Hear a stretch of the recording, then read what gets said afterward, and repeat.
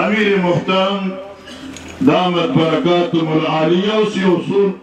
عجیبه خبرې وکړې د شیخ القرآن رحمه الله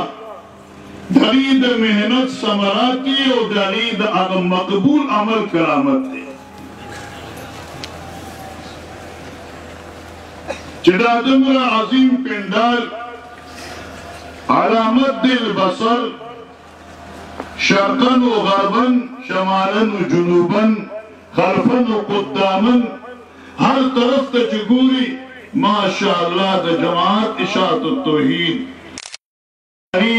متعلقین او باغی باندې د مال او د جان قربانونکي ښکاره کیږي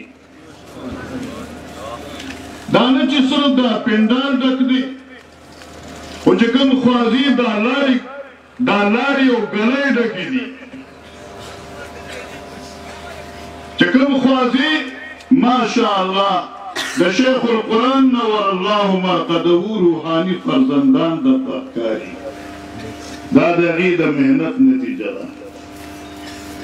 اور هغې شخصیت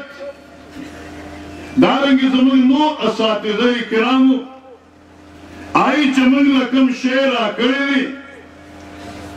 نو هغه تاسو ته زود کړی شه دومره زود کړی شه چې اوس د ګناه د ذکر کولو سفیده پاتې نه شوه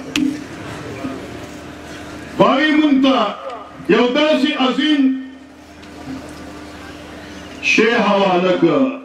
سبحان الله چې د الله کتاب قرآن عظیم دی او نن په دې دنیا کې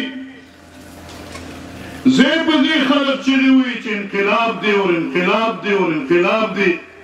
څوک وایي زه به انقلاب راولم څوک وایي زه به داسې راولم څوک وایي زه بل شان راولم لیکن کوم شی چې هغې د انقلاب راویستو دپاره مخکې کړی دی هغه انقلاب نه راولي